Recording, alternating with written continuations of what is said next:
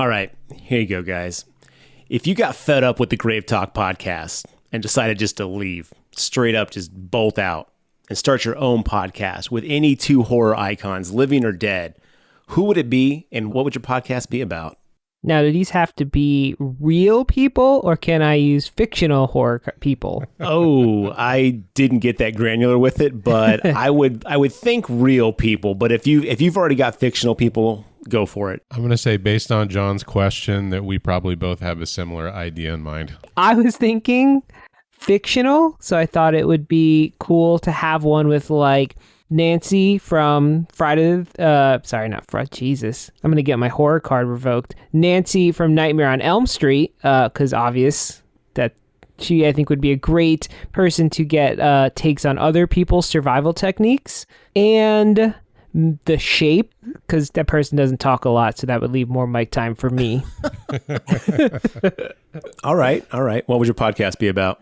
It would be about evaluating other final girls' survival plans. Because, Nancy set a bunch of booby traps, very Home Alone style, and it mostly worked. So she would then, critique other people's techniques, and me being a noted survivalist would have nothing to add. But I would just be the host and interview her thoughts on what do you think about, so-and-so's trap situation. Okay, I like it. And then the Shape is just there to set the ambiance. Right, exactly. What he would do is nod his head or shake his head if he thinks a trap would be effectual to stop him. I like it. And then that's my job. I'm the Shape translator. You're going to put it into auditory format? Exactly. I'm also picturing like some on-screen play-by-play breakdowns, when the sportscasters draw the X's and the arrows, like, well, they should have went over on this direction and hid behind this rock, but instead they ran through the trees over here. That would be awesome. I'm going to be honest, Dave, she just wanted it more. I mean,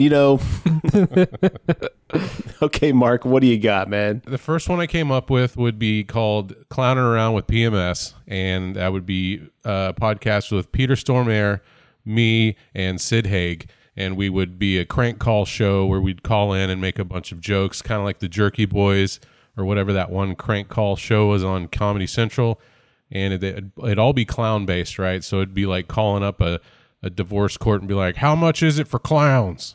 Stuff like that.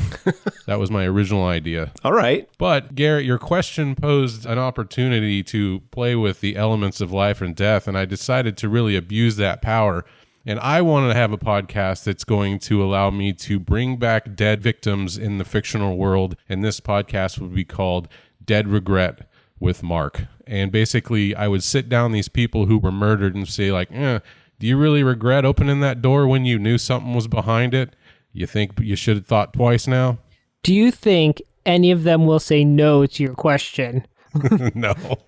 It's all about just shaming them in the afterworld. Like, you feel dumb for doing that. So it gives us the opportunity, we stare at the screen from one end. Now we can really give it to them, after the fact. Yeah. Not only are you dead, now we're going to embarrass you about your poor choices as well. Oh, that's so cold-blooded, man. But anyway, those were my two ideas.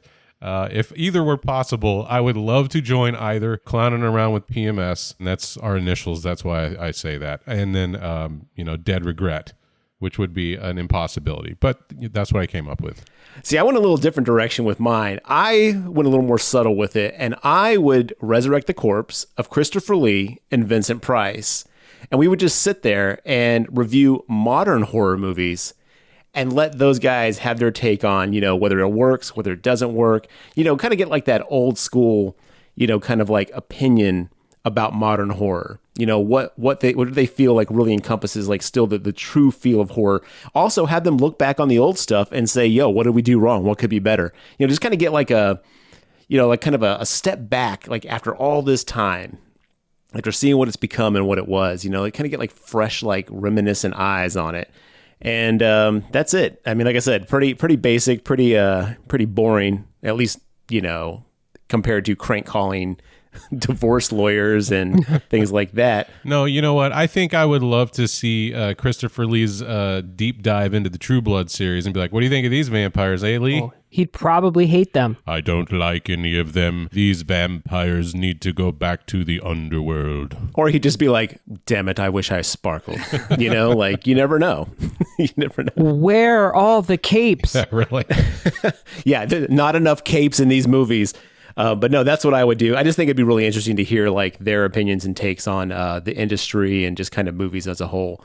But because those guys, man, their voice is number one. Number two, just really interesting guys. Well, I think we came up with some pretty good options that could never happen. Yeah. I think so too. So just, keep on your fucking toes, guys, because I will ditch you and resurrect the corpse of these two gentlemen. Would you say you'd reanimate them? Oh, I like that little subtle segue, sir. Thank you. I'm a professional. Consummate professionals. And I pick up on John's cue, and let's go ahead and get this episode started.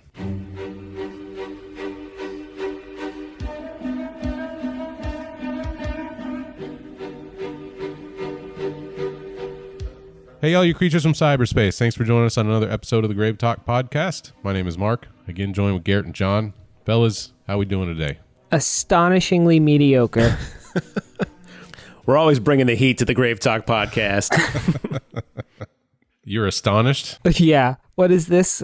Conservatively, like day 7 million of quarantine. So, hanging in there. That's true. I'm doing okay. I'll be honest. I'm a little vexed, a little miffed, if you will, because since our last episode, I have spent 2 weeks searching for Amityville Dollhouse, and it does not exist anywhere except for on Amazon on VHS for like $90. And I'm not going to pay $90 for fucking Amityville Dollhouse. But this movie, I watched the trailer. Oh my God. If you haven't seen the trailer, it is bananas.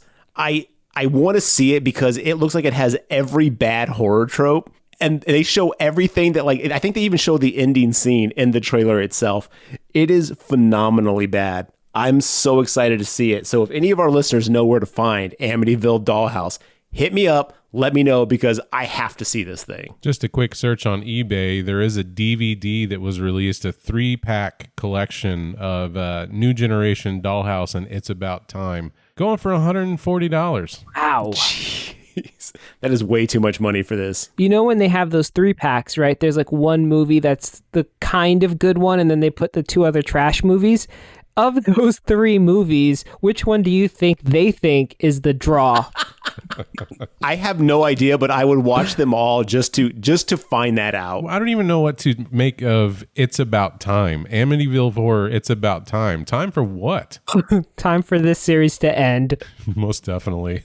I think it's about time travel, like traveling back to when it happened, or maybe from the, I don't know. I guarantee you it's some kind of like time travel play on words. You're probably right. It's probably something really stupid like that. Well, you guys watch anything you want to bring up before we jump into Re-Animator? I watched a couple of movies. I've been trying to go through Shudder. I pay for it, and it has so much good stuff on it. Then I end up often just wasting time on Amazon Prime. So I watched a lot of things on Shudder. I won't go through all of them, but I do want to shout out to Abstentia. That movie was super good. I'm going to ruin his name. I think it's Mike Flanagan, right? The guy who did Dr. Sleep and Oculus. I think so, yeah. Yeah, Mike Flanagan directed it. I was surprised at how good it was. It's like a Kickstarter movie, so it had no budget, but it was really interesting. And then from the director we're about to talk to, I watched From Beyond. Not on Shudder. I had to rent this one.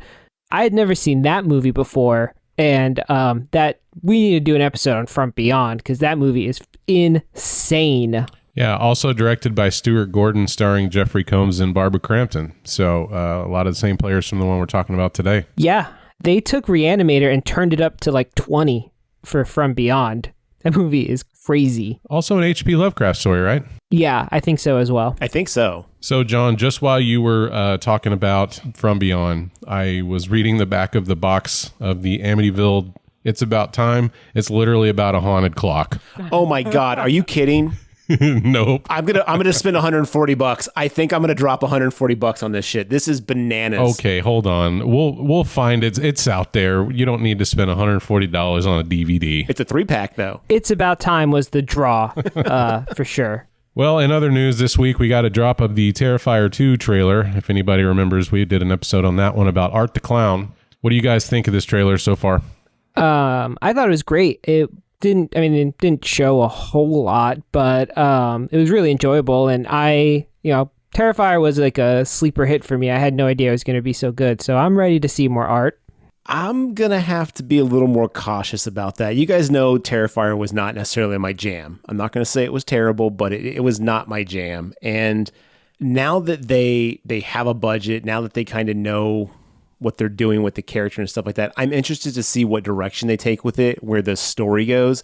Because let's be honest, the first one's story was, in my opinion, pretty fucking weak sauce. Now, was it a bad movie? No, I'm not going to say it was a terrible movie, but the story did nothing for me. But now that they're coming back and they're not having to sell the character, I'm interested to see what they're going to do with the story.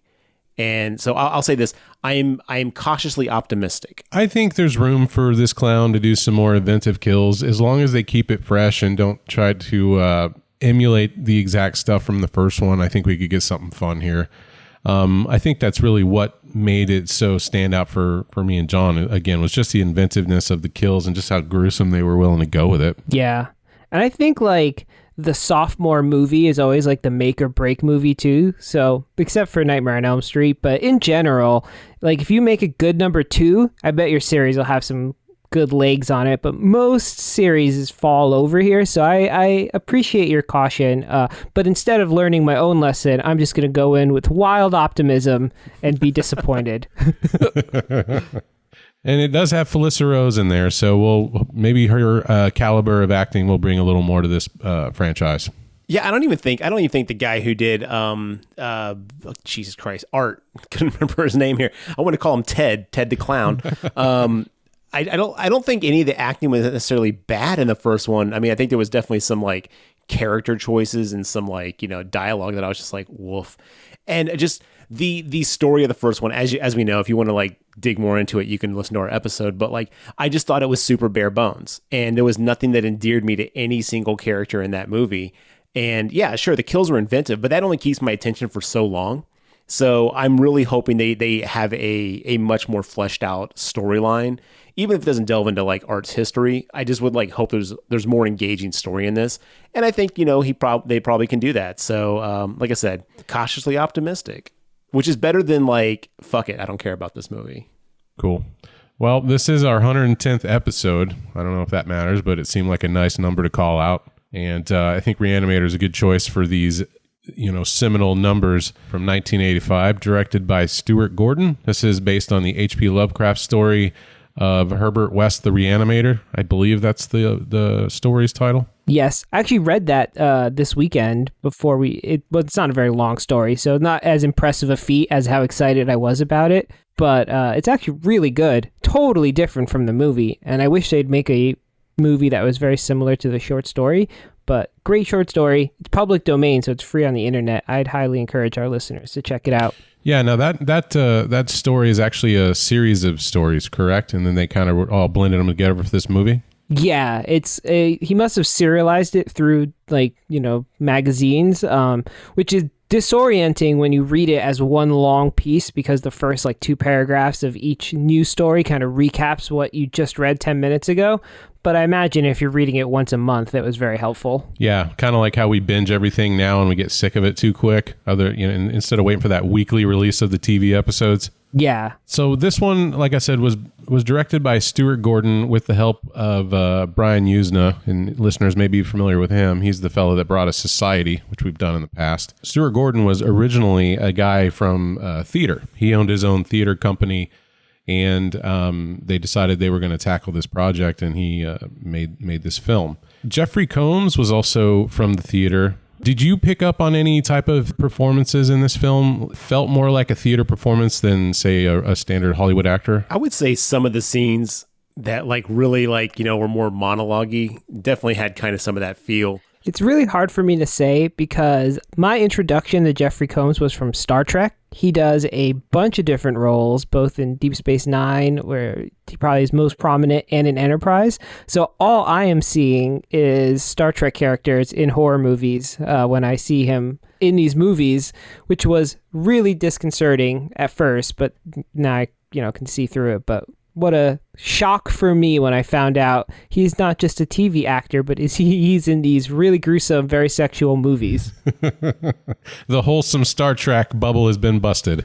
Exactly. Yeah, I think this is our second Jeffrey Combs film and our fourth Barbara Crampton film we've had on this podcast.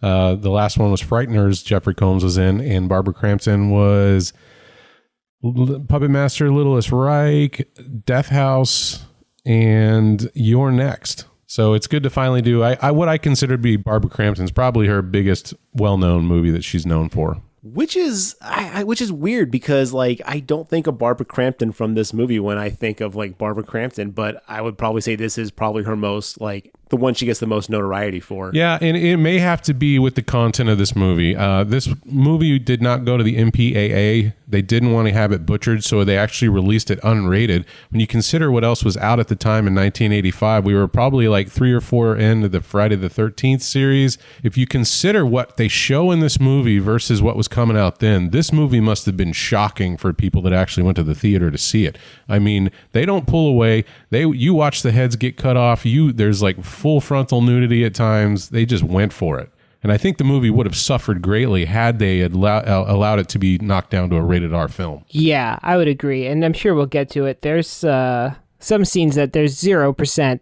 chance would have ever been allowed to be in a movie if it had gone through the MPA. I think even now, specifically the very end, like late scene with the head.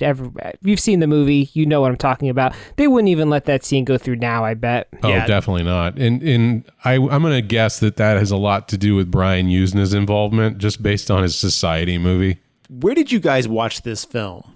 Because there's multiple versions of it, and I watched the integral version. Which version did you guys watch? I have the Arrow release on iTunes. It has like 3 or 3.5 hours of special features. So I don't think Arrow would have released a doctored copy, but I could be wrong. No, the Arrow actually has multiple versions, and that's why I watched the integral copy but the thing is it's not when you hit play. You have to go into the bonus features and then play it from there. Oh, I didn't know that. I watched the iTunes one. It says unrated, so I imagine it's the original release, whatever you just rent from iTunes. Yeah, so there's 3 different versions. There's the unrated version, which basically has more gore and like more, sexual content and stuff like that.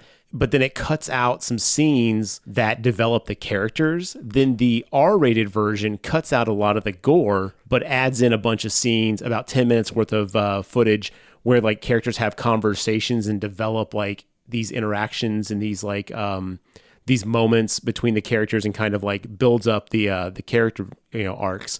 And then the integral version takes all of that and puts it into one film, and it ends up being like an hour and 45 minutes long. And that's the one I watched. So I didn't know if you guys watched that one also, or which one you watched, because there's some scenes I'm like wondering like which scenes like got cut out and stuff like that, because it all flows pretty good in the integral version. But man, still on the rewatch of this film, there's scenes where I'm just like, dude, why did you even bother putting this on film? B, dude, there's no way this is getting released.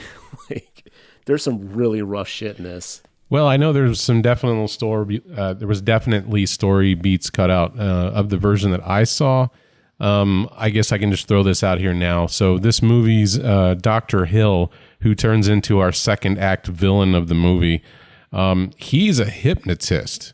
I don't know, was that in the version you saw, Garrett? Because that's completely cut from the one I got. The only reason I know that is because I watched all the special features. Okay, that's a question I had, because I have that capitalized in my notes. It's like, is this motherfucker a hypnotist? Because it's not explicitly said in the movie, but there are multiple scenes in the integral version where he's like, you will do this. You are blah, blah, blah, blah, blah. And then like West and Barbara Crampton and the dad all like start like like they all kind of do what he says. And so like I was watching this movie, I was like, is this dude hypnotizing these people? Because what the hell is going on? And then later on at the end, when like the zombie dad's doing what he said, I was like, I think this dude's a hypnotist, which is so fucking weird. It makes no sense. But yes, I asked that question too, because I was like, I think this guy might be a hypnotist. He's a hypnotist. Hypnotist of the ladies. It is. Is it like a magical hypnotist? I mean, besides the sheer fact that hypnotism is magic, but like, does he read or control minds? Is he a telepath, I guess? Because that would explain what happens in the second half of this movie that really confused me, where he can like control the other zombies. Yeah, I totally understand your confusion on that, but it is literally that 80s thing of like, you know, why can lightning do what it does? Why does it have that properties? It's just a mystical thing, you know, hypnotism. That means that he can do way more than a real world hypnotist would actually be able to do. Got it. All right, well, let's get the details out of the way here. We've got a cast. This one stars Jeffrey Combs as Herbert West, Bruce Abbott as Dan Kane, Barbara Crampton as Megan Halsey, David Gale as Dr. Carl Hill, and Robert Sampson as Dean Halsey. Yeah, this film is crazy. Like, I got shown this film, and I remember being really upset because I don't know if you guys know this, but there's a scene where they just completely abuse a cat. And it's a fake cat, but still, it was, oh man, it was hard for me to watch. Even now, I was still just like, I don't care for this. I don't care for this at all. I have a bunch of questions about the cat scene, but first and foremost, we can all agree that Herbert killed that cat, right? Oh, yeah. Oh, yeah, no, 100%. He killed that cat. Yeah, no questions asked. He is more methodical and devious than he will let other people realize. You know, he'll walk right up to that line and he'll have an excuse for it, but he definitely did it. Yeah, the whole time he was making his bullshit explanation, which did include one of the best lines in the movie. I was like, "You're a cat killer, big time cat killer." Oh, what was his excuse? It was like, "Oh, I found the cat. It suffocated. It got into the trash. Its head was stuck in a jar." Yeah, I was going to tell you, but what was I going to do? Just write a note that said your cat's dead? I was like, it's like, this is the flimsiest fucking excuse I've ever heard in my life, dude. He said, he was like, yeah, it suffocated, but the cat in the fridge was like stomped to pieces. You're right. It was all like roadkill looking. Yeah. Let's get into that scene when we get there. I've got more to say on it. But here's what we've got on the back of the VHS box.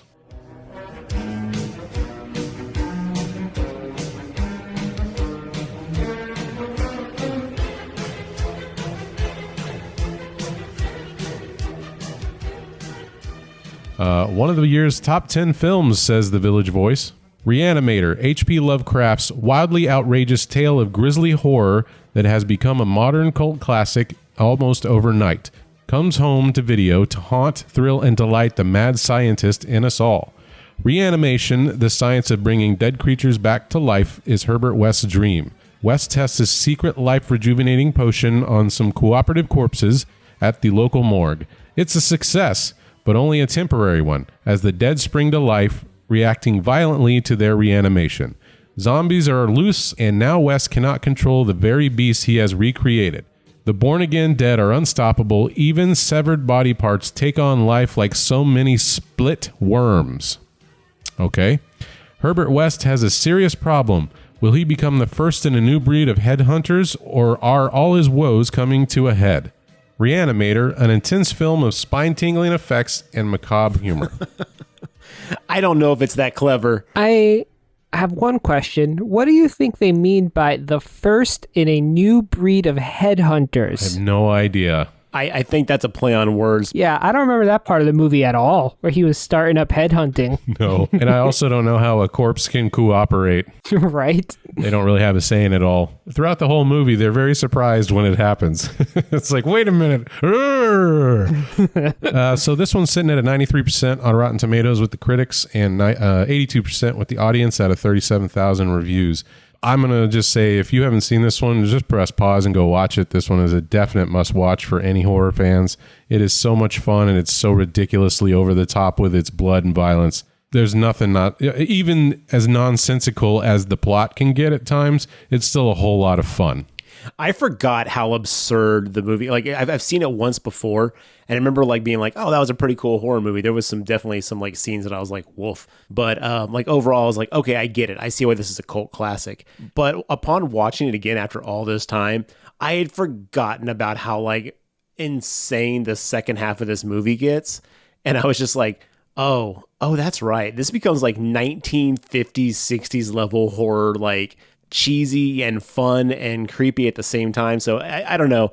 I kind of like the fact that it had this like really serious yet kind of lighthearted nature to it, which I think we kind of had a little bit of in society too, you know, like this like kind of real like severely like messed up kind of thing with this kind of fun, you know, atmosphere. Yeah, I'll second what Mark says for sure. Go watch this movie. I also had only seen it once before, and it was years ago, and I remembered the broad strokes, but to Garrett's point, this movie is insane, but like in such a fun way. Highly recommend it. Go watch it right now. We'll see you in 85 minutes. Garrett, you mentioned that this almost feels like a 1950s or 60s era horror movie at times, and it definitely does. I was getting flashes of The Brain That Wouldn't Die or the 1930s Frankenstein or Dr. Jekyll and Mr. Hyde. I think H.P. Lovecraft was really trying to make his own Frankenstein story with this. Were there any other classics that you were seeing being invoked in this? Mostly The Brain That Wouldn't Die is what I saw the most of in this. There was definitely some Frankenstein, you know, in Dr. West, I think. I was reading on the trivia on IMDb, and they originally wanted to shoot it in black and white and actually make it a little more Frankenstein-y. But I'm kind of glad they didn't, because I don't know if that would have played out well. Oh, unless they did it black and white and had the reagent still be the like glow stick green, that would have been a really cool effect. Yeah, that would have been cool. Yeah, I feel like it would have gotten tired though, like for throughout the whole movie. But I'm glad. So I'm glad they used color. I think they made some good color choices, and it just made it all seem the more crazy. Yeah, Stuart Gordon said he originally pitched this to PBS as a miniseries, and they were like, no. PBS. Oh God. I don't know why he thought this would go well. Maybe that was before Usna got his hands on it and really upped the gore. But who knows? I would love to know how much of Usna's influence actually like impacted this film, because it feels like there's times where this is definitely, it feels different, and then sometimes it just goes full Usna. And it's like, whoa, like I want to know, I would love to have been a fly on the wall to find out like how much influence he had on this script. Because again, there's some scenes where you're just like, hold on to your hats. Like this is about to get gnarly. If I'm not mistaken, one of the things that he had influence on was the introduction sequence that we're about to get to with Herbert West and Dr. Grubner, which is a really disgusting effect where the doctor's eyes explode on screen. But that was one of Usna's influences, I believe. So this one had a budget of $900,000, dude. I think they did a fantastic job for barely anything at all. The acting's good. The special effects, in my opinion, were super well done also. Wait, you're saying like they did it for less than $1 million? That's crazy. Well, not a huge success. It did okay. Yeah. So as I mentioned earlier, this film structure is a little interesting because the film starts off setting up Herbert West as the villain, and then we get a brand new villain halfway through the movie. I think we get an additional villain. Herbert West is still definitely a villain. I mean, he like tries to redeem himself, but honestly, what he's doing is mad shady. And he killed a cat. I don't even think he tries to redeem himself. I think he just like his end goal momentarily lines up with like some of the main characters. Like that's it. Like because even at the end, I'm not going to spoil it, but like even at the end, like when he has a chance to be like, cool, cheese it, we're out. Like he's still like, no, I got this. I'm going to do my crazy shit. And you're like, bro, like give it up. Like, dude, Herbert West does not know the meaning of ease it up. He only goes 100 miles an hour. It's the only thing he knows how to do. Yeah, and you're not wrong. I think it's more like the spotlight shifts over to Dr. Hill though, but there's something just so likable about Herbert West. You know, it's fun to watch him do his thing because he's just so slimy and so just into. Wait, did you say something likable about Herbert West? There's nothing likable about that character. Oh, I had a blast watching him, dude. I loved it. Every time he was on screen, I was having a good time. Oh, I had a completely different reaction. Every time he was on screen, I was like, ugh, this creepy little weasel. I was like, get him out of here. No, I'm not saying I want to go have a beer with the guy. I'm just saying like he's fun to watch him do his thing, and you're like, dude, you're such an asshole, you know? That kind of likability, I guess. Yeah, I think if you feel that way, Garrett, that means Jeffrey Combs did his job. Oh yeah, no, he did a really good job of basically pulling off his role, but it's one of those things where it was like, at no point in this movie, and especially after the cat scene, at no point in this movie was I ever like, okay, yeah, man, let's see what you got going. Like, it was always like, nope, do what you got to do and get the fuck out. Like when he let Dr. West move in, I was like, done. I would have broken up with him. I think, to Mark's point, he's an enjoyable bad guy, right? Yeah. In the sense that you watch him and you're like, fuck that guy. But he's also like chewing on all the scenery. He's owning every scene that he's in. He's so great. He's like an untrained dog. He's chewing on everything. Yeah, think about the typical Hollywood movie here, right? In terms of like, you've got your leading lady and your main likable character, Dan, in this instance. Normally, they might be considered to be the stars of the movie, but I think Jeffrey Combs just completely scoops it up and takes it home in his bag without any competition, really. Yeah. One more thing before we jump into the plot of this, I really wanted to call out this movie's theme song. The music is really well remembered, but man, does it sound like Psycho by Bernard Herrmann. Have you listened to the Psycho theme song recently?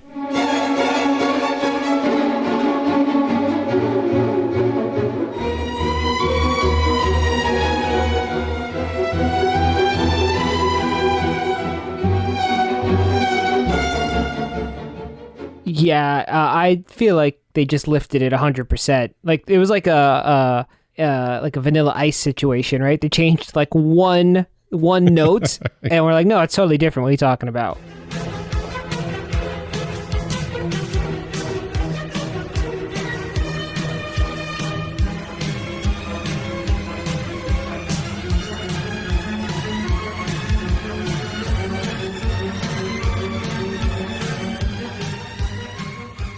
Yeah, we were on the DVD menu, and I was like, this sounds like Psycho. Like I don't know who did this soundtrack, but this sounds just like Psycho.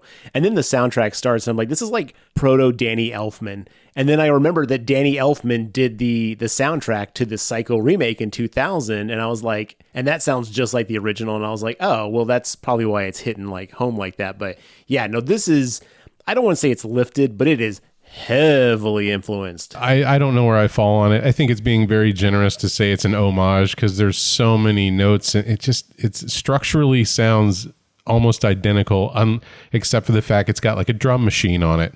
But, you know, at the end of the day, I don't really hold that against it. It's still a great song to listen to, and it's really, I think, top tier 80s theme song, even if he didn't do it 100%. It was done by Richard Band, by the way.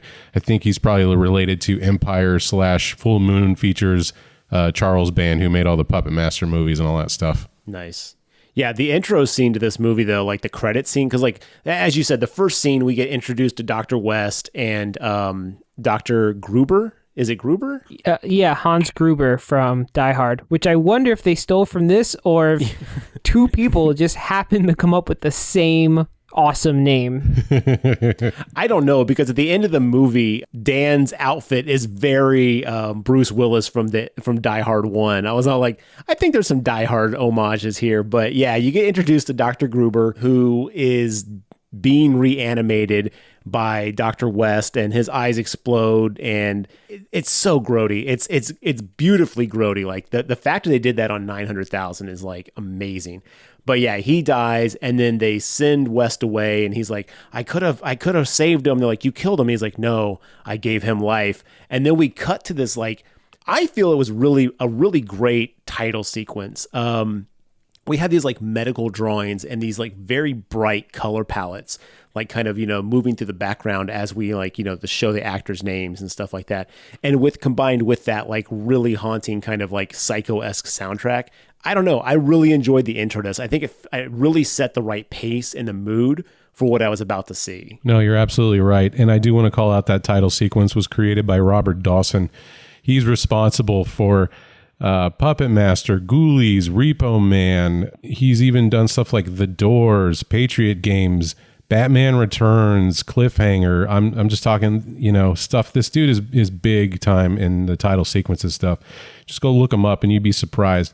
Garrett, he also did the title for Bad Boys. Oh, Bad Boys! Yeah. I'm in. I love it. No, that guy's got talent. That dude, he knows how to make a title sequence, that's for sure. Con Air, Armageddon, Small Soldiers, Tarzan, Alice in Wonderland, May have been his most recent one. Welcome back to Title Talk. Yeah, exactly. G-Force, that movie all about guinea pigs. Who can forget that one? I actually enjoy that movie, so I can't say anything. I've never seen it, so I'll take your word for it. But you're right. I think it's a great introduction that really lets the viewer know, like, okay, this one is going to be a little out there. And the title sequence does a great job at communicating that to the viewer. Once the title sequence is over, we cut to our, I want to call him our main character, Med School Dan. I don't remember Dan's last name. He's working on a patient, and he's like just kind of refuses to let him go. Like you get that feel that he's just not, he doesn't want to like have a patient die on him. And I thought he was a full-on doctor, but evidently he's still in med school. And then the patient dies. They're like, let it go, dude. He's gone. And so he's like, okay.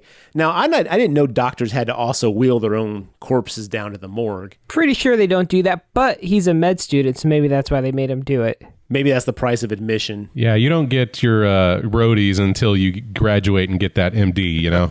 But I will say this, if I'm dying, I hope they don't have the med students working on me. Please call in the real doctors. Don't bring in the D squad to try and save my life, please. Yeah, there's a line later on in the movie, like it's when Dr. West is trying to convince Dan that what they're doing is okay. And he's all like, he says, every doctor's dream is to defeat death. And I'm like, I don't know if that's every doctor's dream is to defeat death.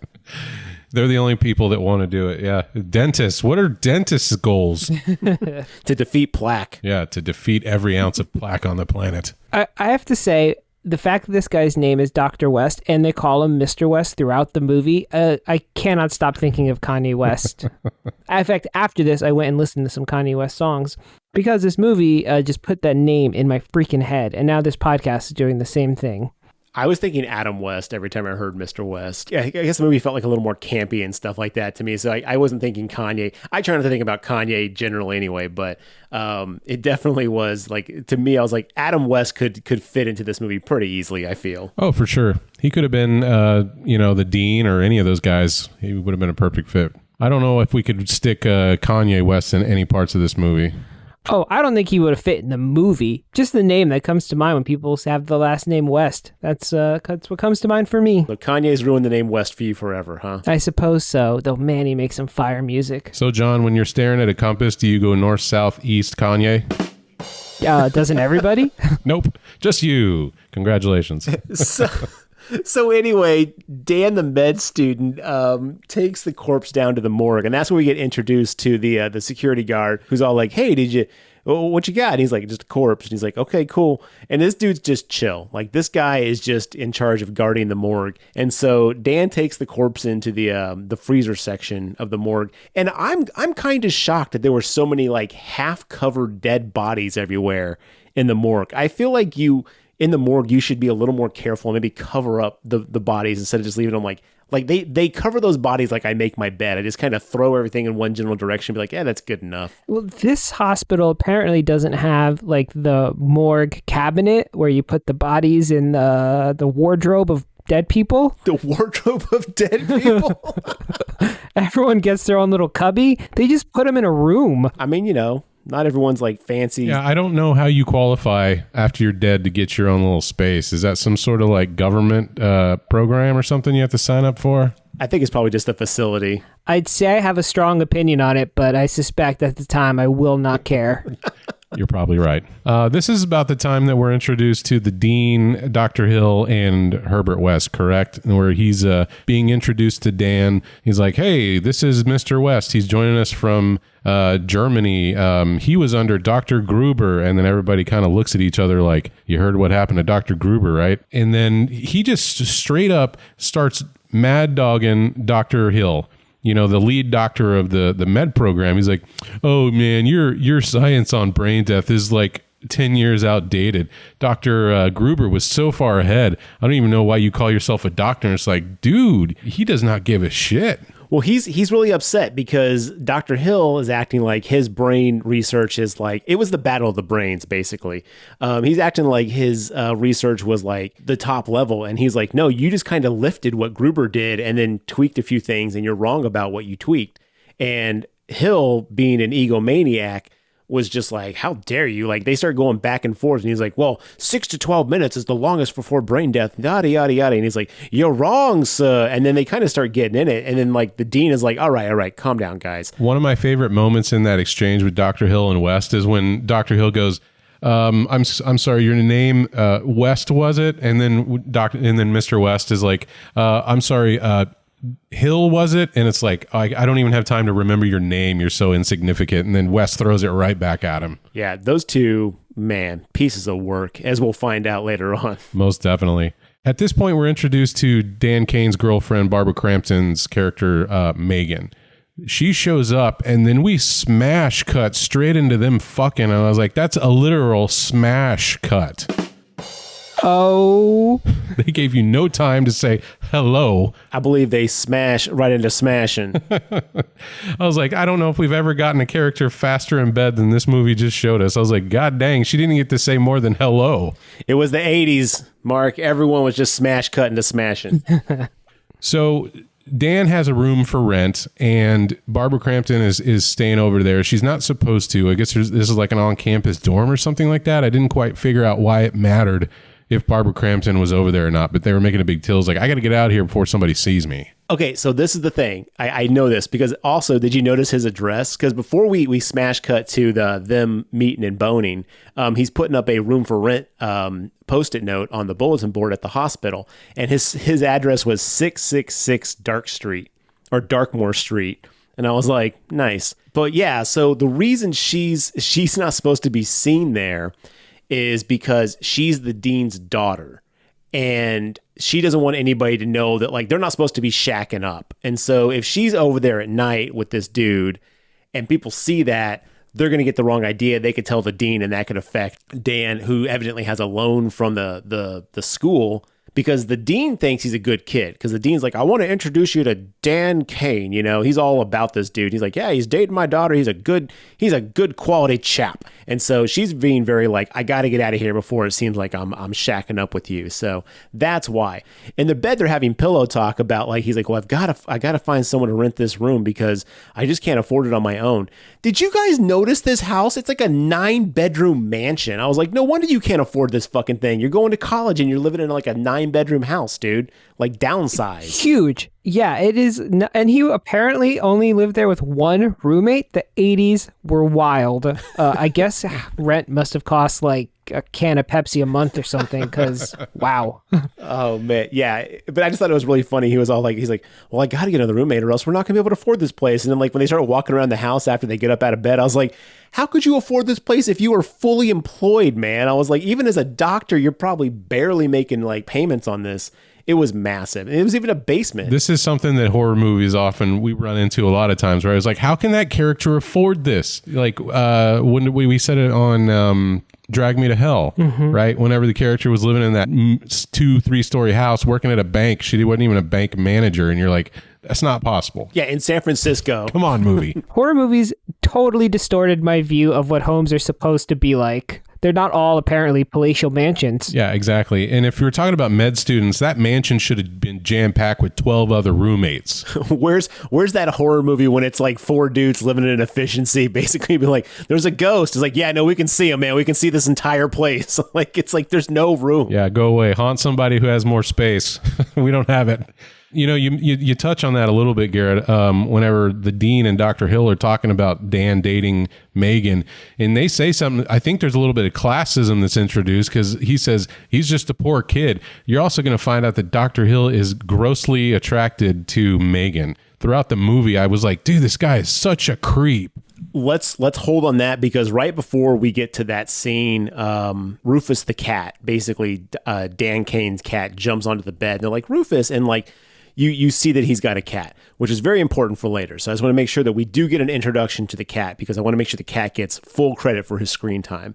Noted. Then we cut to this weird, creepy dinner, and this had me feeling like Society so much, because what it is it's Dean Halsey and Dr. Hill basically having this like kind of nice dinner with Dan and Megan. And they're like, well, we've got to go study. And they're like, he's like, okay, you young kids, have a good night. And then the moment they leave, Dr. Hill goes into this weird, like, are you okay with this? He's a poor kid. She deserves better. She needs someone older who can like take care of her. Like just really kind of like negging this whole thing into a point where like, this is not good. And this is where I got the vibe of like, is he trying to like manipulate his mind via his words? Because the screen starts getting like really dim around him. And then the entire scene starts like being lit by like fireplace. And he's like, she needs someone. And he's clearly referring to himself. And it gets really fucking gross and creepy that he's all like, I want her. And then you kind of get that the dad, Dean Halsey, is going into this like trance. And then he eventually smashes the glass he's holding in his hand. That's the first part I wrote, is like, does this dude have hypnosis powers? Because that was super weird. Yeah, and he does. It just was never explicitly stated because it was cut out of the movie. As Garrett mentioned, Dan puts up a little note about Room for West and Room for Rent. So Herbert shows up, and it looked like it was nighttime, which was weird to begin with. Also unannounced, and he's like, "Oh, I'm here to see the room. Does this place have a basement? And can I be left alone?" And he is like really pushy, regular Herbert West weirdness, right? And Barbara Crampton's character is picking up on how weird he is. She's like, "Hey, Dan, maybe we should get back to him about this." And Herbert's like, "No, here's my money right now." And he just hands him like a stack of money. And Dan's like, "Come aboard, friend," which is probably the most medical student thing that happens in this movie. But the whole time, Barbara knows something is weird with Herbert. But Dan is clueless. He did not pick up on just like how bizarre and aggressive Herbert was being during this whole thing. He like walks in, he's like, "Oh, I already brought my bags." He kind of tours himself around the house, goes right to the basement, and is like, "All right, this is a perfect place for me," and forces Dan essentially to rent to him. Well, he doesn't. I mean, because Barbara, like, I keep on, but Meg like turns to him and she's like, "I'm sure Dan wants to review this before he makes any decisions," like looking right at him, dead in the eyes. And he's all like, he's like, "Yeah, I might." And then Wes just whips out money and Dan's just like, "Cool." And she's like, "God damn it, Dan." Like, your face is just this beautiful moment of like, "I just said you want to review this, right?" And he's just like, "Nope, money, gotta go." If he had listened to Megan, this whole movie could have been avoided, or at least from his perspective. He would have gone, I'm sure Herbert would have gone and tortured some other roommates, but Dan and Megan would have lived a happy life, I suspect. Well, I think West also targeted Dan because he knew that he had access to the corpses like right away. Because later on he's all like, "Why me?" And he's like, "Because you had access to what I needed." So I think West would have found a way to kind of like worm his way into that situation. But yeah, Barbara Crampton was straight up onto this out the gate. She's like, "Nope, creepy dude alert, not happening." And then he's like, "Money, I'm good, let's go." I agree. It probably was a Dan thing. But one of my notes is, imagine being able to rent just somewhere this easily. He doesn't have to have references. He fills out no paperwork, doesn't sign a lease, doesn't have to have a security deposit, first and last month rent, nothing. He's just like, "Here's a wad of cash. I'll see you the first of the month." I wasn't sure if I was going to chalk this up to John's question of, was this just an 80s thing or was this just a Dan thing? I think it's a Dan thing. And he clearly has a history, because when they say he worked with Dr. Gruber, everyone's like, "Ooh, okay, that was a whole weird situation." And it's just like, no red flags. Dan would not see like a terrible situation right in front of his eyes if it was like sending him a signal. No, because even Megan's like, "Hey, you never said why you left Sweden." And he's just like, "I learned everything I could there." And then silence. It's like, what the hell, dude? Like, you don't have any cover story? And he doesn't even say it in a way that's like convincing. It's just like done. And everyone's looking at him like, that was a really fucked up answer. And then Dan's like, "Cool, so you got money?" And it's just like, oh God, dude, pay attention to the signs. Well, this may be a good point for me to point out the question. Is Dan just a dunce, or is he just some sort of like good-natured character that was trying to be nice to the new kid? I think he just doesn't know how to like read a room.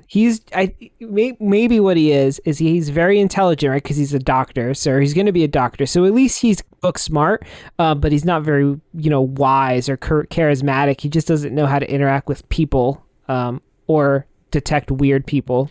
Yeah, I think he has no like social like warning system because man, it's painfully obvious that West is not the kind of person you should rent to right away. But I asked that question because throughout this movie, we're going to see that West leads Dan by the nose throughout everything that happens. There, at multiple points of this movie, I was like, Dan, what are you doing, buddy? Why are you still following Herbert West around? Like you're accepting of his what he says and you just play along with it after it gets more increasingly crazy as the movie continues. Well, there is that one moment where I thought they were going to actually expand on it because like that line where he's like, because where West is like, once Dan kind of sees what's going on and we'll get to it, he's like, every doctor's goal, every doctor's dream is to defeat death. And I know that Dan has this like, he feels the loss of losing a patient and stuff like that. So I think we were supposed to assume that he was driven by this, like, yeah, I want to save everybody, this very altruistic type thing. But again, the whole movie, he's led around by his nose with very little like,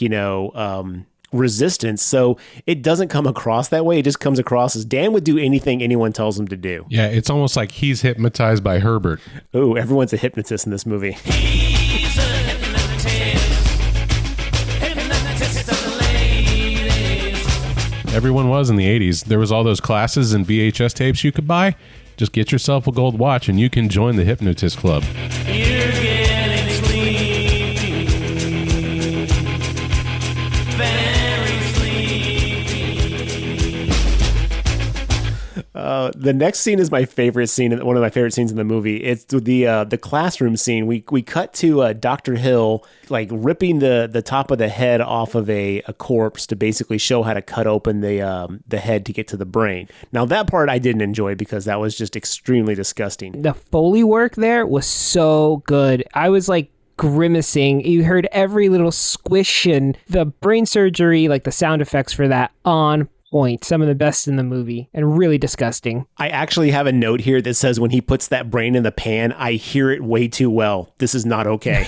So like it was, yeah, you're right. The Foley work on that throughout this whole movie is really good, but especially in that scene, man, it's poignant. But so he's describing like to his class, we have 6 to 12 minutes to do this before brain death and yada, yada, yada. And Dr. West is just grimacing at him. He's just like looking at this Dr. Hill like, oh, you're so fucking wrong. And he starts snapping pencils like while Dr. Hill's talking to interrupt him. And Dr. Hill like knows it. He's like, as I said, he goes after Dr. West, but in a very passive aggressive kind of way. Like he's talking to the class, but he's clearly pointing it at West. And then the moment class is over, Dr. West gets in his face and is all like, you're fucking wrong, bro. Like, and he's like, you're wrong. And I was like, now kiss. Like they were so at each other's throats, like instantly. And I was like, that's the thing is like, that's kind of like, I wish that those two would have had a very different moment of conflict at the end of the movie, because it felt like it built up to this more like nebulous scene as opposed to a more direct conflict that these two had. I do like in that scene too, during their little tit for tat, he's like, Mr. West, I suggest you get yourself a pen. Yeah. That was a great line. But he would have snapped that shit and ink would have been everywhere. Oh, that would have been great. I can see what you're saying, Garrett. You wanted more of a showdown between the two than the all-out chaos that the movie dives into at the end. Yeah, I think the chaos works really well for this movie, and I love the fact that it is so like completely unexpectedly like it escalates to a degree that you're just like, I could not have imagined we would get this. But I feel like we missed especially after the scene where, and we'll get to it in a minute, where Dr. Hill like uncovers the secret of reanimation and tries to steal it from West. Like after all that, I expected a little bit more of a showdown between the two. And it just didn't seem like we got that a whole lot, because the moment they actually had that moment of conflict, they introduced like a ton of zombie chaos. And it was like, oh man, we're not going to get like the battle of the brains, the battle of the minds. Yeah, I can understand that. So the next scene we get is them back at the Dan's house, and Megan and Dan have been hanging out for a while, and she notices all of a sudden, like, hey, where's Snuggles, or whatever the hell the cat's name is? Rufus. Rufus, all right, my bad. Such a great cat name. Yo, listen to this guy, Rufus. He knows what he's talking about. Rufus! My uncle had a dog named Rufus, so I associate that name with dogs, but to each his own, So Snuggles is missing. Just kidding. So Rufus is missing, and Megan's like, where is he? Normally he comes over and he hangs out and lets me pet him, and I hear him meow, and I haven't heard him in like all day since I've been here. So they start looking for the cat. Well, she wanders into West's room, and the I don't know why West is just leaving his mini fridge ajar. That was a bad move because she wouldn't have found it. But she opens up, and there's the cat looking like a piece of roadkill. So, John, you're right. It looks like it got smashed up more than just getting its head stuck in a jar like he claims. It's like, bro, at least think of something smarter than that, because I don't know of any cat. Again, I'm allergic and I don't really care for cats, but have you guys ran into cats that get their heads stuck in jars? Is that something that happens? Cats can get their heads stuck in stuff, but it's never quite that blatant, and it's usually they'll find a way to survive. You know, it's like usually you don't see a cat suffocating itself in a jar. Yeah. Also, when they do get their heads stuck in things, they don't suddenly get crushed. Not a normal part of it. Yeah, I'm not That's a huge true. into cat anatomy, but you know. Yeah, I want to point out real quick, Mark, though, that like when you say that, Megan is all like, hey, where's Rufus? We haven't seen him in a while, she immediately, before they even get up to look for the cat, she's like, I bet West did something with him. And then Dan's like, I don't think so. And it's like, she immediately knows where the fuck, like, the fault lies for this missing cat. And yeah, she knows. Like, there's no surprise. I feel like Barbara has like dealt with enough like creepazoids in this movie to know like her radar is pinging. But yeah, she finds that cat, and again... Well, hold on. Also on the list of things that Dan is bad at is being a pet owner, because a guest had to be like, hey, where's your cat? He wasn't like, I haven't seen my own animal in a while. Look, he was trying to make out, all right? I wonder if that speaks more to how difficult med school is, or if how bad Dan is at just living. Little column A, little column B. Did he not think about feeding the cat? Yeah, good question.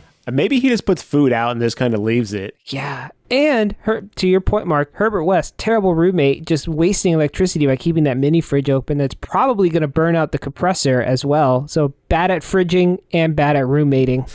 Just bad at life and bad at reanimating. He's bad at everything. He's also really bad at taking blame, because as soon as he walks in the room and Megan's in there like, oh my God, what is happening? And he's just like, What are you doing in my room? How dare you come... Dad! Dad! I thought I was renting a private room, Dan. Meg, what the hell are you doing in here? Would you please leave? Now? Easy, Herbert. In the fridge! like, I'm not even going to address the dead cat in the room. It's just like, Yeah. Are we not going to acknowledge why everyone's screaming? Like, he does not give a shit about this. He's more upset that Barbara Crampton's in there. That's what makes Herbert West's character so great in this movie, is the fact that he is so committed to the role he's playing. I will admit, I don't find him likable at all because I'm not supposed to, but man, he does such a good job of like making you believe that Herbert West is like this garbage person. yeah, there's a big reason why he came back for all the sequels and not Dan and Barbara, right? He literally steals every scene he is in. And this leads us to probably the best line in the movie.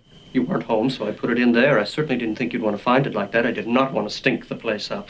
I was going to show you. You couldn't call or write a note. I was busy pushing bodies around, as you well know. And what would a note say, Dan? Cat dead, details later. I would lose my shit if I walked in and like if my cat was dead in my room, it was like, oh, by the way, I'd be like, you are out of here. You don't even get your stuff. Like, you're gone, bro. Like, get the fuck out. I'd be so mad. Like, and Dan just waves it off like, well, what was I gonna do, Megan? Like, the cat's dead. And it's like, dude, like, have some fucking empathy. Dan is like, oh yeah, that is reasonable. Couldn't leave me a note. All right, well, you got me there, Herbert. It's like, dude, it's your cat. I would be so mad. So mad. To your point, Gary. I'd be like, all right, well, you didn't sign a lease, so get the fuck out. Well, let's say this really happened. Let's say that West's excuse was legitimate and true, and he had to get to class. You know, that we don't have cell phones yet, and so if Dan was out, he couldn't necessarily get a hold of him. And then would you have bought the story of him just putting it in the fridge? Let's say all of that was true. What would your reaction be then? Do you think you would still toss him out, or would you be like, all right, I guess I kind of see why this happened? Nope. tossed out, because you know what I would do, and this is no joke. This is no like, you know, white knighting or anything like that. If I was say we all live together, you know, as our audience sure is assuming that we all do. We share a efficiency apartment. And Mark, your cat passed away, and I had to go to class. I'm 100% honest. I would not go to class. I would come find you, or I would get in contact with you and be like, dude, I'm really sorry to bother you, but your cat is dead, man. Like, your cat's passed away. I'm with it right now. What do you want me to do? Like, if it meant me driving to your work to tell you, I'd do it. If it meant me waiting around with it until you came home to let you know, I'd do that. Because that's their pet, man. That means a lot. Pets mean a lot to people. You can't just like, I'll get around to it when I get around to it. That's like fucking psychopathic, man. That's like, oh God, I can't even remember the fucking word, but like, it's messed up. Like, that's a sociopath, a person who would do that kind of thing. I think that's a good answer. I appreciate it, and my future dead cat appreciates it, Garrett. Thank you very much. I don't know. This scene really bothers me, and I know, like, because afterwards what happens is we cut to a scene where Megan leaves, and then we hear late at night like a cat screaming and like someone thrashing, and then Dan runs downstairs to the basement where Dr. West is being attacked by dead Rufus, and he's like, get it off me. And immediately Dan doesn't go, cool, my cat's alive and getting revenge on this fucking asshole. He goes, cool, let me grab a bat and like beat the shit out of my cat. I have so many problems with this scene because like... Yeah.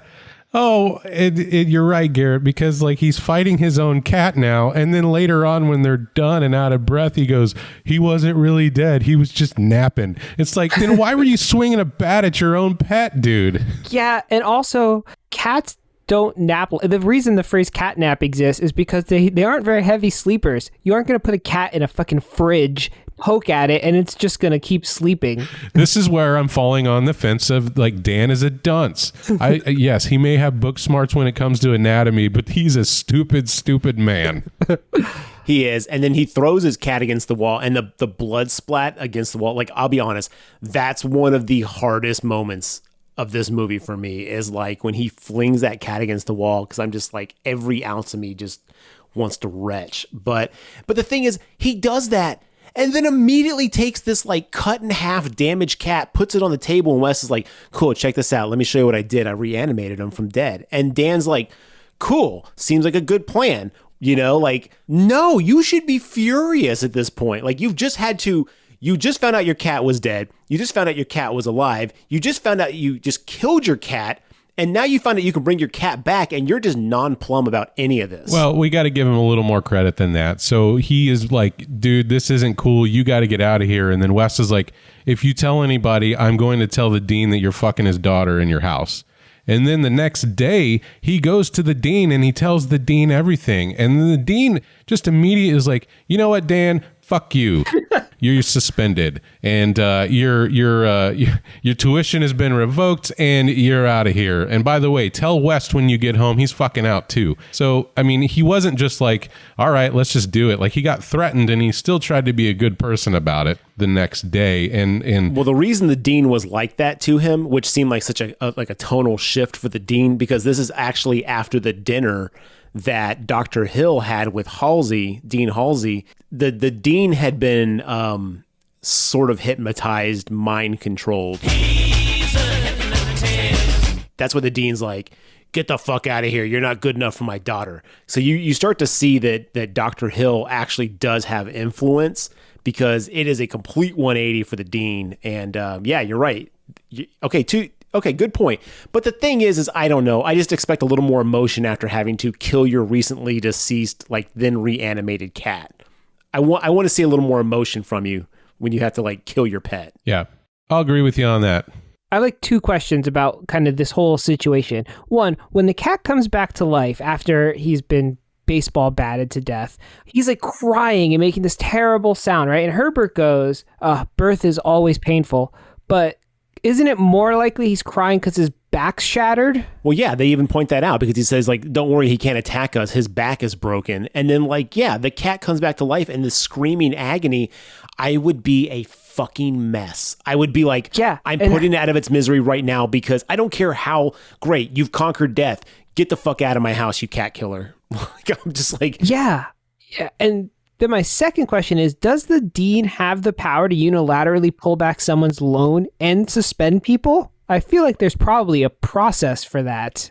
Mark, as our resident financial expert here, do you want to take that question? Because I have no idea. I think, man, it's been a long time since I was in college now. I want to say that the dean does have some sort of unilateral power to make somebody leave school. I think that can be a situation. But now, there's probably a school board or something like that would have to approve it, maybe? I would think also in Animal House, they had to go on double secret probation. I was unaware of any probation that Dan's on, let alone double secret. Yeah, but this is med school, so it might have different rules because, like, don't you go through normal college and then you go to med school? So this is a little bit like a top tier education. Okay. Well, if I can refer you to the case of Wazowski versus Monsters U, the Dean Hardscrabble does have the ability to kick both Mike Wazowski and James P. Sullivan out of Monsters U, just at her discretion. So I feel like this might be legit, you guys. Well, I can't argue with Monster U. That's true. Pixar does do their research. So I concede my point. I believe the dean has this power now. I'm just going to use any opportunity I can to talk about Monsters U. So, all right, any deans listening out there, please hit us up. So let's go ahead and talk about the reanimation process here, because this is going to keep happening over and over and over again. And it's the one fault I'm going to give Dr. West in his research is that every single time you reanimate something, it goes bad. There's not a single time where it's like, oh, that was good. That was a good job, me. Good work. Like, is he retooling his formula, or what exactly does he think's going to happen next time? Because the only thing that the movie tells us is like, well, if you do it soon enough after brain death, it's gonna be normal. Or what do you think he expects to happen? I don't know. I do know I wrote in my notes that Herbert is all about the double or nothing. Okay, I'm sorry. I didn't have that listed, but that is like, you just summed it up. This dude doubles down on anything he does, no matter what the outcome is. Yeah, he can't control himself. So I don't think he has a plan, Mark. His only idea is, oh, if I just do it sooner, it'll be better with the exact same formula. I don't think he has anything beyond that. That's his one idea. That's crazy. Yeah, and I think I would have liked to have seen a couple of scenes like, Dan, I added a couple more, cc's of hydrogen peroxide to this one. So it's a little bit different in formula, but let's keep going. And because Dan, again, my point about Dan is Dan never stops. He goes, Herbert, why'd you do it again? And then he's just back into, helping him along the way.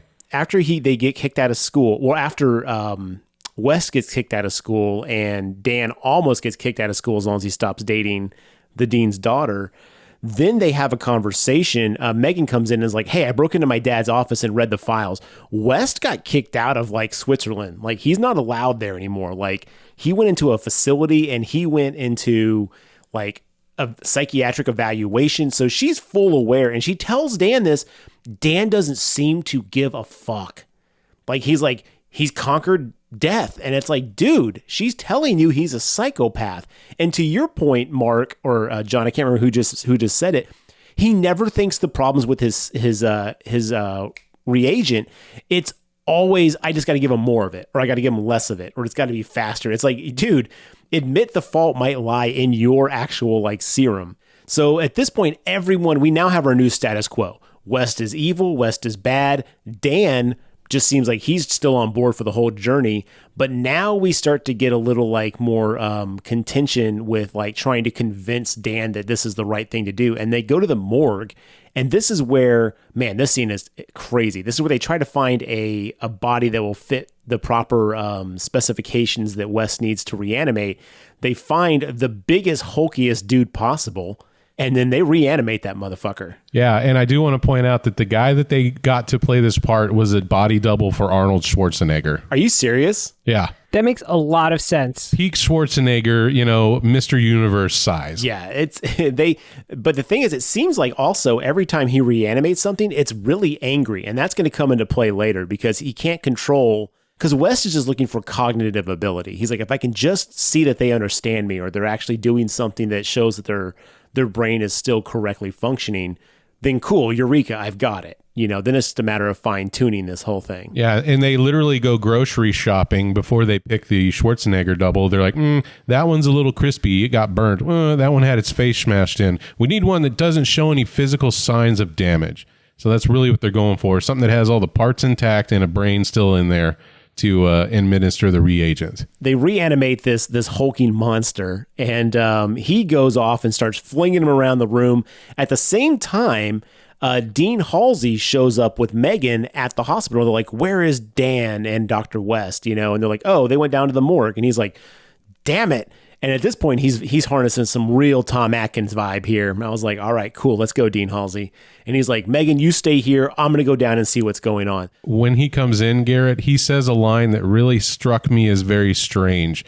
The dean walks in and she's like, Dad, don't get Dan in trouble. It's not his fault. It's all the West guy. And he's like, no, Megan, I've seen this kind of thing before.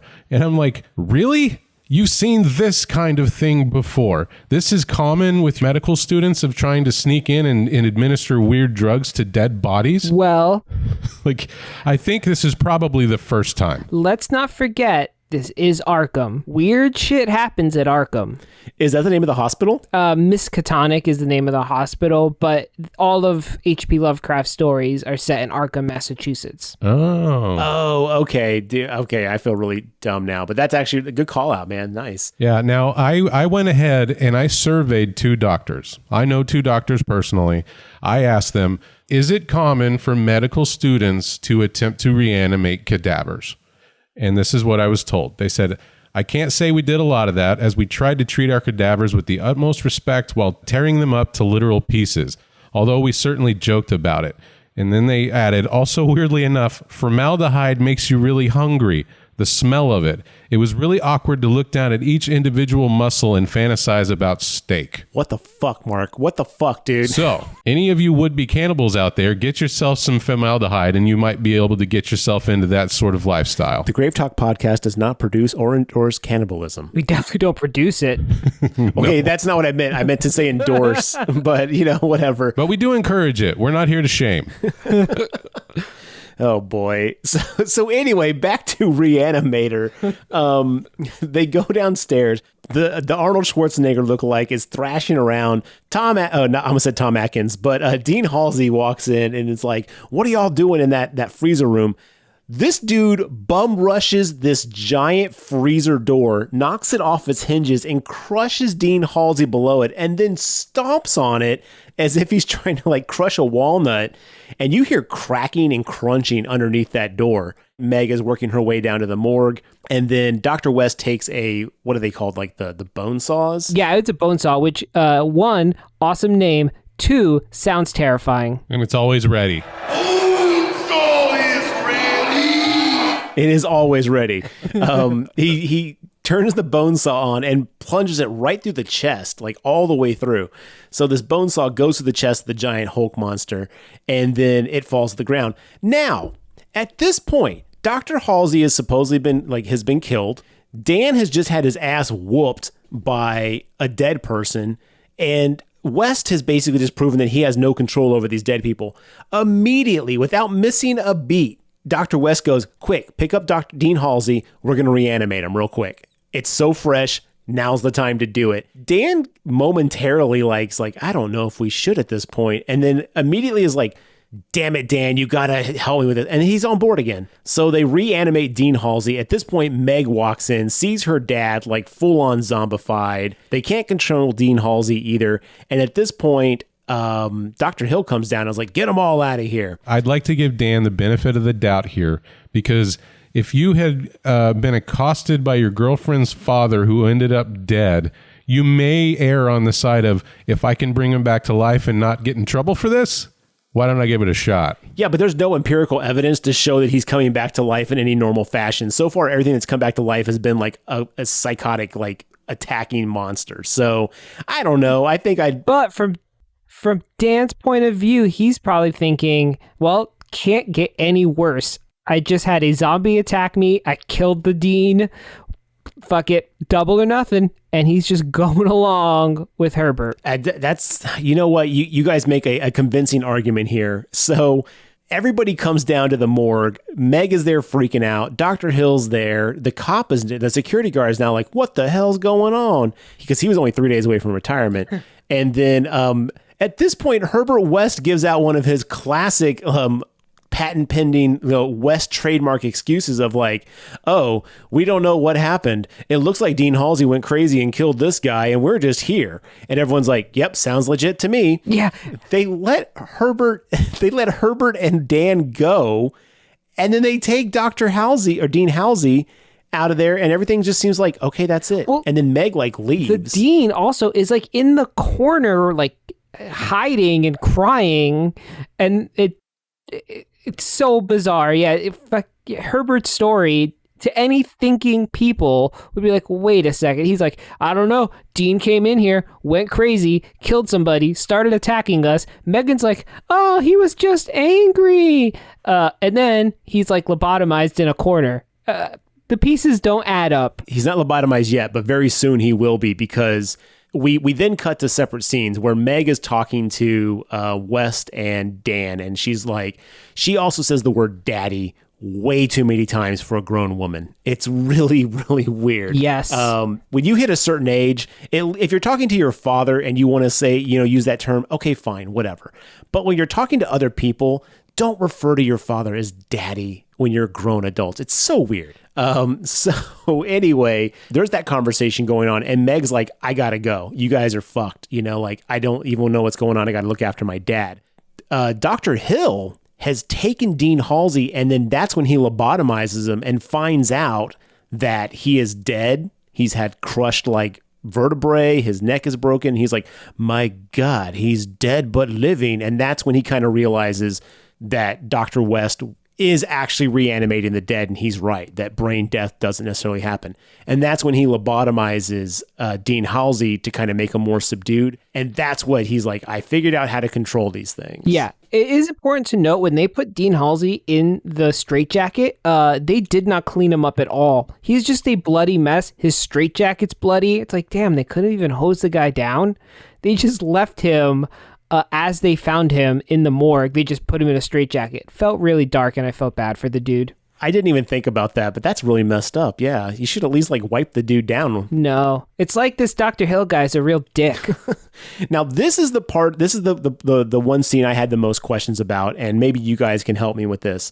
So after all this goes down, Dan and Herbert go back to the house, Dr. West, and then clearly shaken, Dr. West runs into the room, loads up his syringe with Hi-C Ecto Cooler, and like then is going to inject it in his arm, like shoot it up like fucking heroin. And like Dan's like, what are you doing? He's like, if I can just take a little of this, I don't have to sleep and I can like continue to work on this. And I was like, holy shit, what are like the actual like properties of this antigen? He's shooting it up at this point. Yeah, I think I can help. So and I don't know if they talk about this in the movie. This might be from the story, but the idea of the serum is that there is no soul and life is just a complex chemical reaction. So that the serum is essentially an agent that restarts that reaction when it stops for whatever reason. So theoretically, maybe what the concept is that getting sleepy is also that reaction kind of slowing down. So he kicks in the agent, which jump starts the life reaction, because life finds a way, so it starts back up, and now he's amped and ready to go again. That's, I think, the theory. Or you can accept my hypothesis that this serum is 40% Jolt Cola, 40% Surge, 30% Mountain Dew. Those numbers add up. You can check my science. That is an extreme syringe. I'm going to be honest. I don't see why it can't be both of them combined at the same time. I mean, maybe the science is right, Mark, and that chemical reaction is what basically conquers death. I love the fact that we're breaking down the actual content of this reanimation serum. It's important. It's important work we're doing here today. I mean, rule number 1 is never get high on your own supply. Oh, yeah. So he's already messing up. Dr. West is just all over the place at this point. So I think at this time, Dan is having a conversation with Megan, and he just like, look, I'm going to come clean. She's hadn't been talking to him because she's really upset at how, very justifiably so, that her father was killed and Dan's story didn't quite add up, right? So she's like, tell me what happens. And through Dan's explanation, she keeps slapping him in the face. And I'm like, yeah, that's you're getting off light here, Dano. He tells him what West was up to. And I think at the same time, this is when Dr. Hill goes down into the basement and confronts West. Is that right? Yeah. This scene was fucking awesome. This was one of my favorite scenes. It's just a great scene, but it does take this whole reagent syrup to a whole new level. Dr. Hill goes down to the basement where Dr. West is, where he's got his ecto cooler, reagent sitting there. And he's like, you were right. You beat brain death. You're reanimating the dead. And this scene is amazing because it's low lit in this basement, and Dr. Hill is talking in this very deep tone. And it's like, that's when also like the whole hypnosis thing seems to kind of be kicking in again, because he's all like, what I'm going to do is you're going to give this to me and I'm going to basically conquer death and I'll be famous. And as my assistant, you'll also be famous. So basically he's like, I'm going to steal your shit. I'm going to be known for this. And this is just how it's going to be. And Dr. West seems hypnotized at this point. He's like, okay. And Dr. Hill goes and looks in the microscope and is like, I recognize this, and he starts talking. At this point, Dr. West slowly sinks back, grabs a shovel off the wall, and then smash mode just clangs him upside the head, just knocks Dr. Hill down. And I was like, oh man, that's crazy. No, then he goes up and uses the shovel to like decapitate Dr. Hill. So you see him just take this shovel and just like hack the head off of Dr. Hill. And then boom, we've got a headless Dr. Hill. Now, it gets more fucking crazy because at this point, he picks up the head, puts it in a pan, and I love this moment. He keeps like trying to get it to stand up and it won't stand up properly, and finally he just gets frustrated and smashes it down. Then he injects the head and the body separately with the reagent, and then it reanimates the head and the body. Now, I love this because at this point, this is what I was talking about when I said it felt like the old 50s, the brain that wouldn't die and stuff like that, which I wonder if is a direct homage to that movie because this is very similar, but I love it. The head of Dr. Hill is talking to West. So West now has like, oh man, if it's fast enough and quick enough, it can actually work. Like there actually is brain functionality there because he's like, West, you bastard. And he's saying it, barely able to say it because, of course, he has a severed head. But at this same exact moment, West is like patting himself on the back. The body gets up off the ground and headless knocks Dr. West out. And then we come to with Dan coming downstairs and being like, West, wake up. What's going on? West realizes he's been robbed. So the headless body of Dr. Hill has taken the head and all of the serum and all of his work and then absconded with it. And West, not even being so upset that I got my ass kicked by a headless corpse, is more like, he took my work. And I'm just like, dude, your priorities are all fucked up, man. Yeah, except for the secret stash he had upstairs, of course. Well, you got to have a secret stash. Yeah, naturally. So is Dr. Hill able to control his body because he's a hypnotist? Or is this some new heretofore unseen power that the serum provides?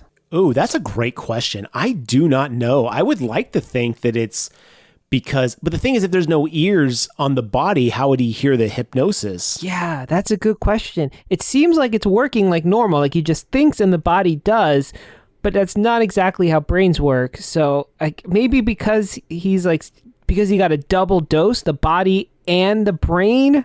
I can't figure it out. He's like a super zombie, though. He can control his body, who then just picks up his head and walks it around, which is great in a pan, in that pan that Herbert put him in, which is hilarious. But confusing. I think, John, we're going to have to do what science does, and we're just going to have to decapitate another 10 people and have a real good sample to find out what happens. It's a good point. Which is If we want to be correct about this scientific method, yes, we would need to duplicate these results multiple times. Right. If I had to take a guess, dude, I would probably guess it has to do with his hypnotist powers. Although, when he injects the fluid into the body, I don't know if that becomes its own new entity creature or what. Is head and body now separate entities, or if they're still attached by a quote unquote soul or something like that? It's really tough to say. Well, there is no soul there, as John illustrated, and actually was. And as was said in the movie, it's not a soul. It has to do with just chemicals. Then I'm going to chalk it up to hypnotism, because I don't think there would be any scientific explanation to why a detached head, once you sever the nerves, you sever that spinal cord, there should be no communication from the head to the body. So I'm going to err on the side of crazy 80s hypnotism powers. He's a hypnotist of the ladies. I have to say this scene disappoints me because the movie had been so scientifically accurate up till now. I was on board, and it was just this one leap. I was like, oh man, this otherwise perfect film. This is the dead reanimated shark it jumped. Possibly. I think Dr. West and Dr. Hill need to meet up with the Flatliners kids and share their notes and see if they can really truly conquer death. I think there's something here. I think you're right. Yeah, we should get that going. So at this point, the movie transitions, and Dr. West and Dan are like, yo, we got to go stop Dr. Hill. He's going to use this Re-Animator serum and stuff like that. But earlier in the movie, Dan had found a file in Dr. Hill's office that was filled with Megan's hair and pictures. It was super fucking creepy. And that's when they're like, oh my God, he's not going to go after us. He's going to go after Megan. So Dan runs to go get Megan. And he runs into the house and he hugs her and he's like, I just wanted to make sure you're okay. I shouldn't be here. And she's like, look, I wanted to hate you. I should hate you, but I just can't hate you. And so all is forgiven, it seems. And then at that point, the fucking decapitated body shows up, beats the shit out of Dan, and takes Megan to the morgue where Dr. Hill has set up. Can I just point out that this is one of my favorite scenes also, and just really portrays how bad the security guard is at his job, because you've got a giant trench coat Dr. Hill body wearing the head of a medical student model with a top hat on, or not a top hat, but that detective hat, and he's slinking against the wall. You would see this in your periphery. I don't care if you're looking at a porno mag while you're on the clock, man. You would see this giant figure in a trench coat trying to sneak into the room right next to you. Yep. And he calls out and he's like, is that you, Dr. Hill? And he's like, yes, muffled from the bag that the head's being transferred in. And then he's like, cool, have a good night. And you're just like, dude, you were so bad at your job. I love the security guard. He's the funniest character in this whole movie. Yeah, he's a great character. So we've got Dr. Hill, who's setting up in the morgue that we were in earlier. Sorry, I fucked up earlier. He doesn't send the severed head body to go get Megan. He sends her dad, who he has found out how to control by lobotomizing him, to go beat up Dan, pick up Megan, and then Megan's dad, zombified, brings Megan's body to the morgue where Dr. Hill's set up. And this is where the movie takes a turn that I really have a problem with. They tie Barbara Crampton up to one of the metal tables. I don't know what you call those that you put dead bodies on. Like a gurney or something like that. Yeah, and they strip her naked, which, par for the course in horror movies. But then it gets so fucking weird. And I wonder if this was any Yuzna influence at all. The severed head starts telling Megan how much he loves her. And she's freaking the fuck out. She's like, get me the fuck out of here. The headless body picks up the severed head of Dr. Hill and it starts licking her and sucking on her tit. And then eventually walks it down and then puts it between her legs. And I guess we're supposed to assume that he's filleting her, but it's so weird to have this medium shot of naked Barbara Crampton getting eaten out by a severed head. And I was like, this is intense. This is a bit much, honestly. So the I watched some of the special features and they talk about this scene. Obviously it's well remembered scene for the movie because it's so gross. But they said that he doesn't actually get to perform on her. It's like walking right up to the line and then they get interrupted. So he was about to do that act. That's right. It still is very awkward, though. Just to make it even weirder, while she's passed out, she's being groped by the body, Hill's body without the head, and he's just sitting there in his little headpan, like rolling his eyes back and be like, this is nice. But it's still weird. It's still very off-putting. And then to think to the fact that her dad is the one that stripped her naked for this act to take place, it is disturbing. Yeah, her zombie dad is standing by watching this happen, and it's like, yo, this is so fucking awkward. This also makes that moment when Barbara Crampton in the In Search of Darkness documentary basically says, look, we did a lot of things basically getting naked just to get the roles, because back then if you weren't willing to do it, you weren't going to get the part. And it's like, I think this is one of those moments she's referring to, because I don't know if you could do this scene nowadays and really get away with it. It's exceptionally disturbing. Agreed. So this scene did make me bring up a scientific question that is it's going to be hard to hear, but I want to know what your opinion is. Do you think reanimated sperm works?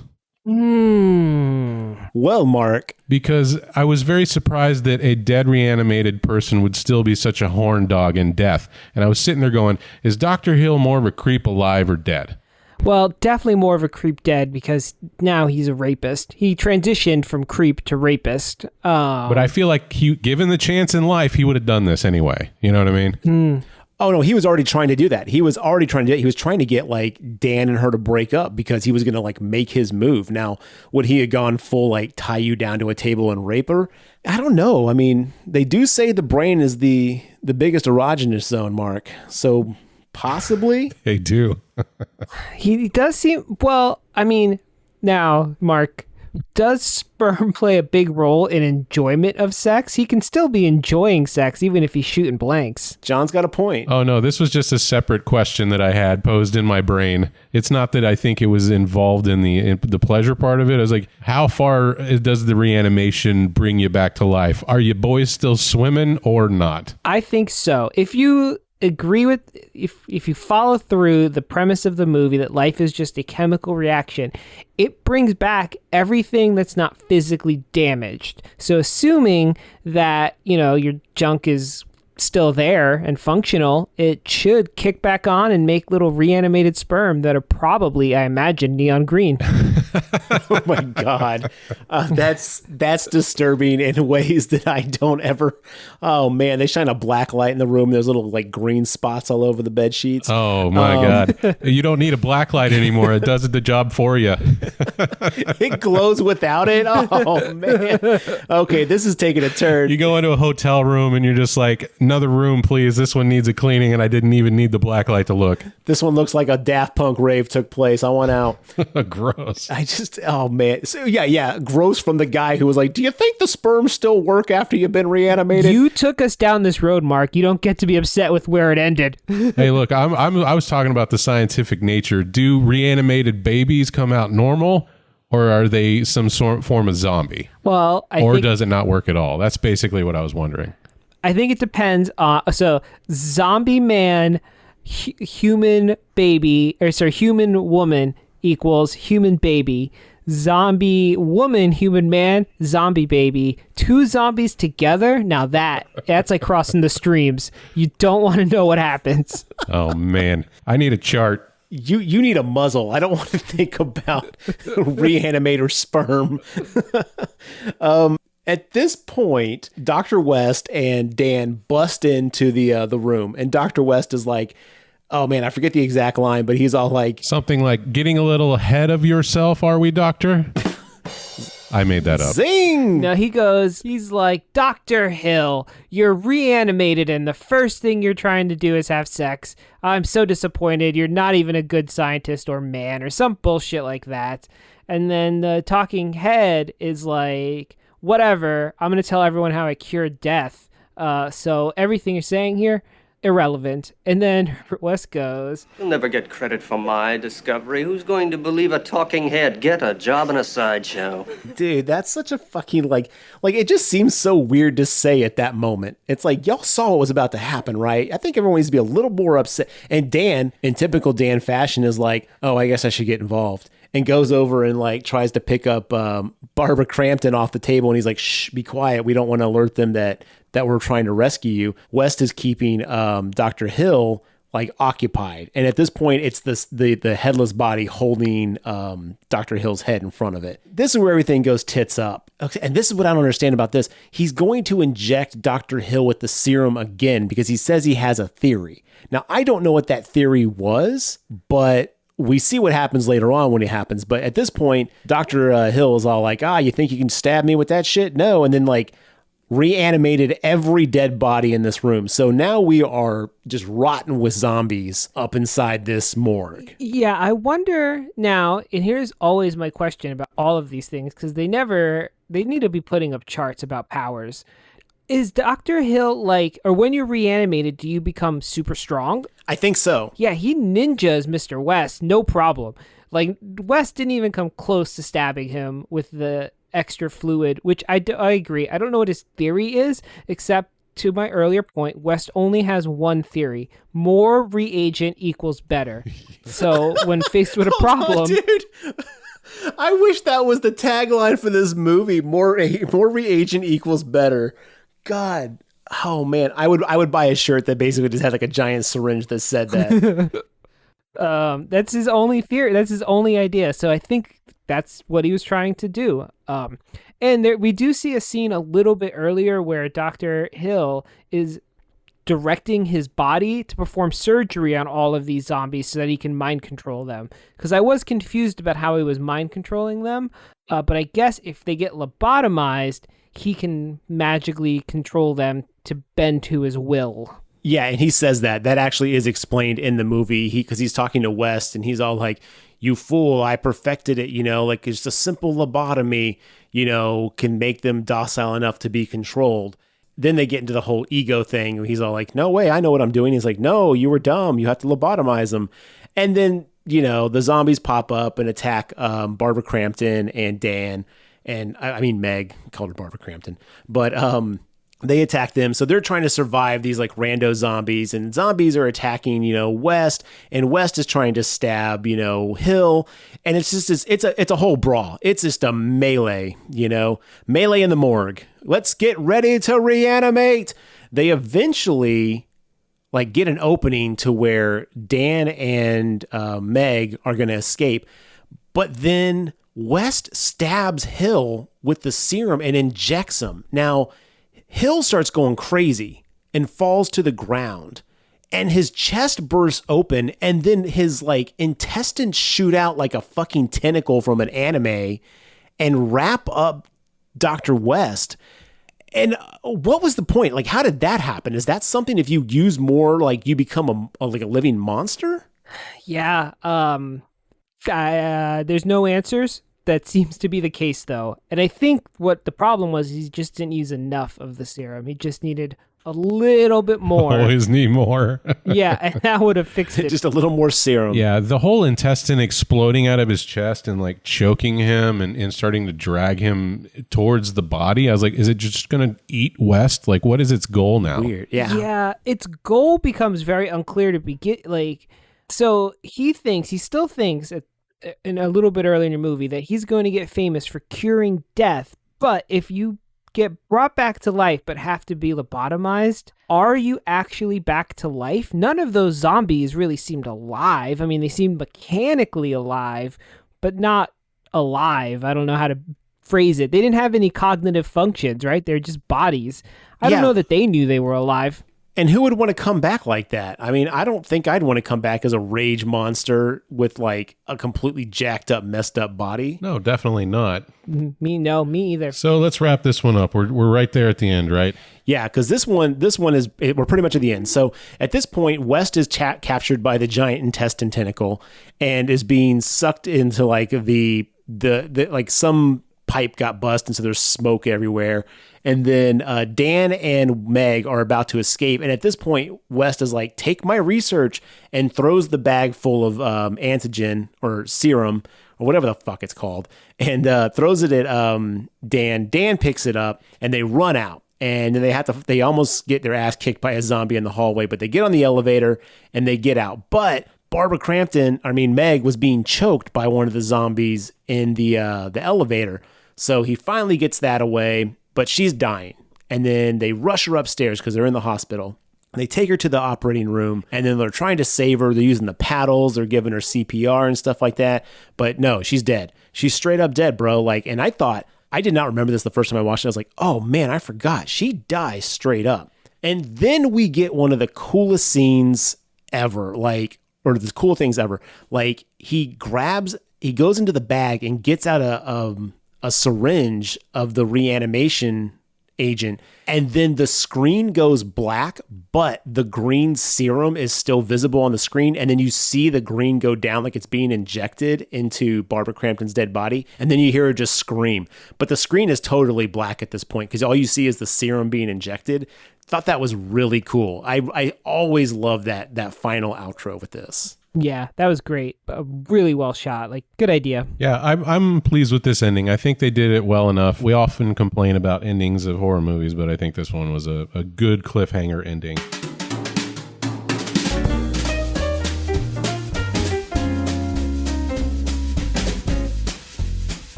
Have any of you seen any of the sequels? I haven't, so I'm wondering if they're worth anything. I own Bride of Re-Animator, but I haven't watched it yet. Okay, you guys need to watch Bride of Re-Animator. It's not as good, I don't think. It's still pretty good, though. But it turns really strange because now West is actually sewing together different body parts and creating his own little creatures. So it's like eyeballs with finger legs, like a spider wandering around and shit like that.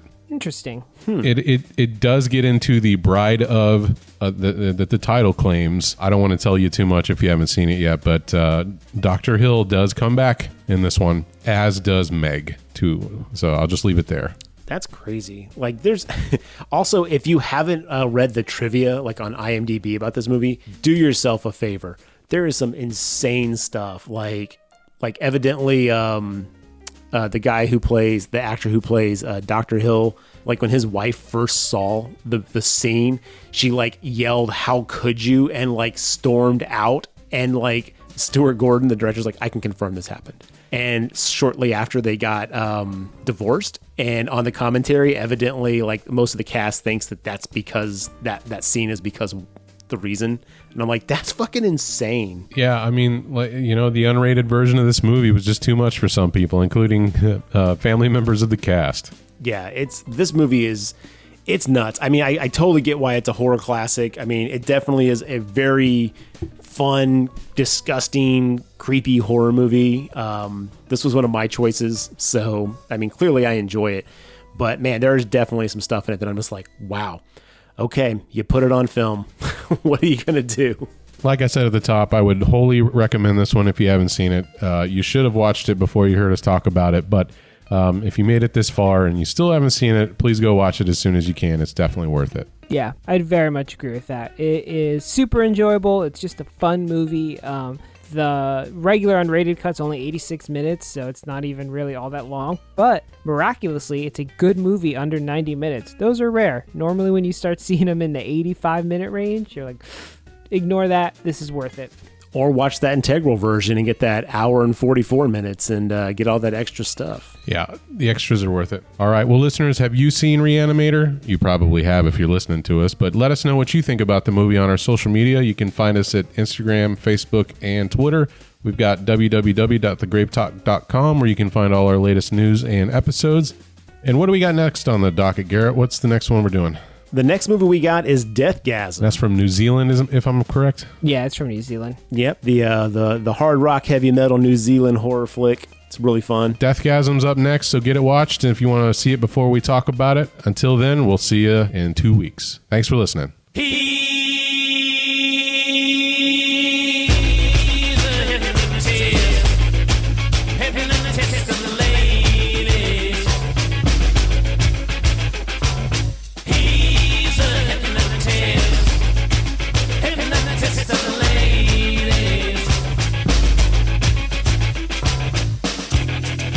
here again.